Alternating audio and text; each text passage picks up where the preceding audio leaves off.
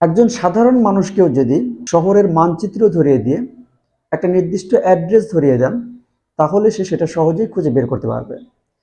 কিন্তু যদি একজন সুপার ট্যালেন্টেড পারসনকেও একটা অচেনা শহরে কোনো মানচিত্র ছাড়া, কোনো অ্যাড্রেস ছাড়া, কোনো নির্দিষ্ট বিল্ডিং বা কোনো একটা জায়গা বের করতে বলেন, সে সেটা পারবে না।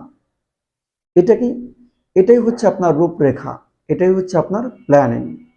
আপনার যদি প্ল্যান থাকে, আপনার যদি রোড ম্যাপ থাকে, তাহলে অনেক ট্যালেন্টেড পারসনকে আপনি ছাড়িয়ে যেতে পারেন। আর যদি একজন ট্যালেন্টেড পারসন হন এবং আপনার যদি কোনো প্ল্যান না থাকে, কোনো রূপরেখা না থাকে, তাহলে অনেক সাধারণ মানুষ যার প্ল্যান আছে তার সাথে আপনি প্রতিযোগিতায় টিকবেন না।